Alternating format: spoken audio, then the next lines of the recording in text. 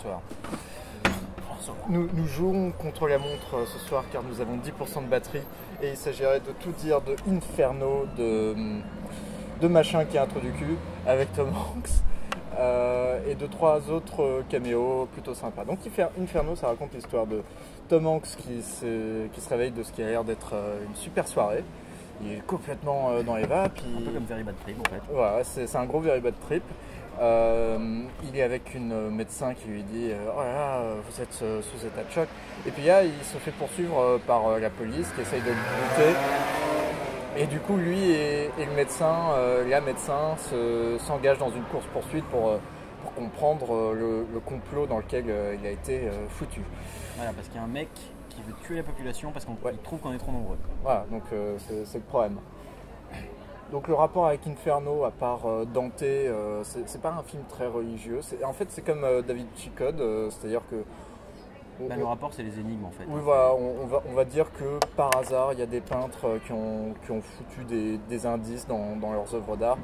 Et Mais même pas en fait, non, c'est le mec qui relie ouais, les peintures l'une mais à il me l'autre. semblait que dans Da Vinci Code, il y avait un délire comme ça. Mais là, c'est juste le taré en gros qui veut libérer un virus. Plutôt que de le libérer au moment où il l'a fait, il a décidé qu'il allait faire un petit parcours sympathique. Une chasse au trésor. Voilà, une chasse au trésor pour permettre à sa copine plus tard de faire exploser le bordel. Voilà, donc c'est...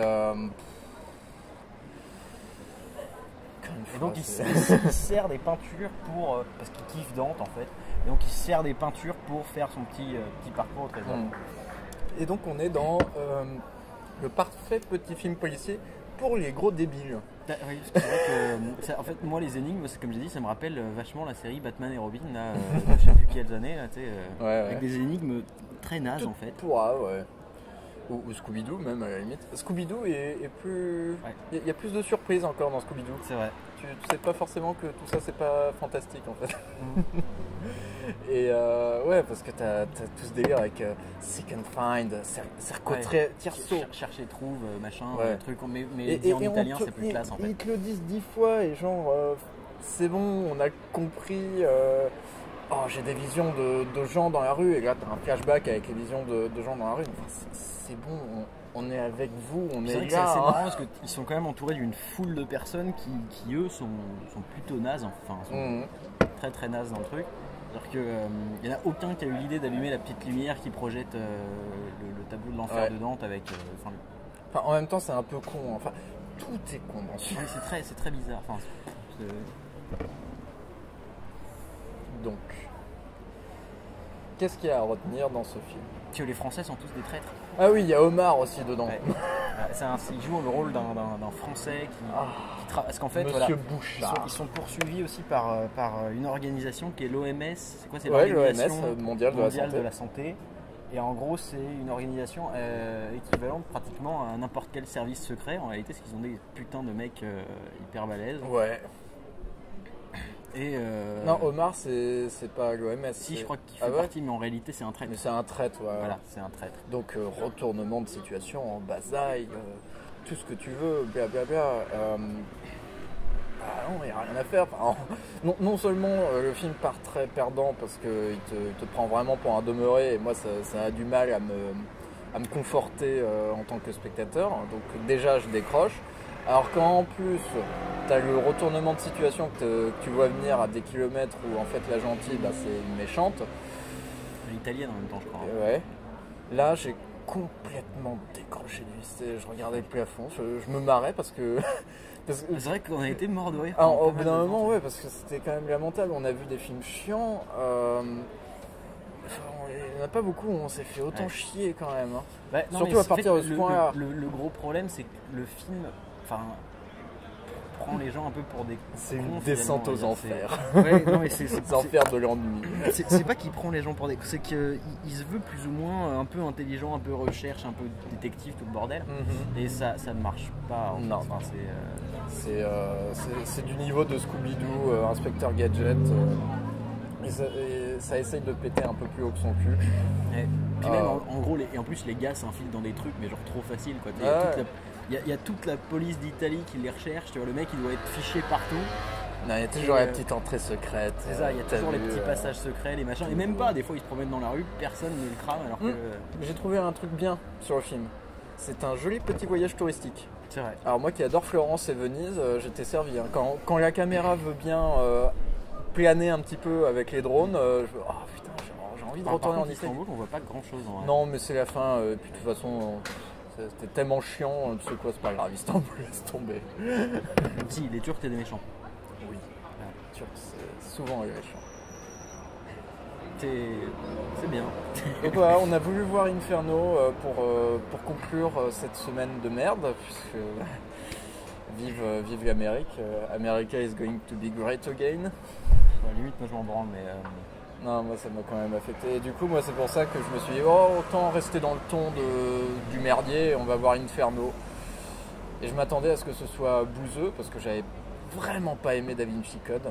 Pourtant, j'avais beaucoup de potes à l'époque, enfin j'étais au lycée à l'époque, mais ils avaient dit, ah c'est trop bien, enquête policière, thriller, t'as vu? Enfin, ça me passait au-dessus de la tête. Là, Inferno, je pense que c'est pire, parce que même dans Da Vinci Code, il y a... Quoi, on a un peu de merde.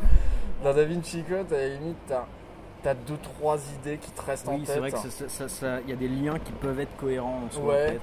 Alors que là, c'est vrai que bon, enfin... C'est checkpoint. C'est vrai qu'on pourrait retirer carrément cette idée d'Italie, de passage secret, oui, de machin. Ça pourrait se passer n'importe où, c'est juste qu'ils jouent un peu sur notre culture. Les gars, le scénariste, il a dû prendre un guide du routier et se dire, tu sais quoi, on va aller là, ça a l'air sympa. On va diriger le scénario comme ça. Je crois qu'il doit kiffer Dante en vrai. Hein. Ouais. Mais pas pour le bon truc en fait. Enfin, parce que je sais pas, moi l'enfer de Dante, je le perçois pas comme un sorte de truc comme ça. Quoi. Enfin, bah je sais pas, ça fait trop longtemps que j'ai vu Dante. On va pas dire. Donc non, Inferno, il n'y a aucun intérêt à ce que ce soit Dante, ça aurait pu être, je sais pas...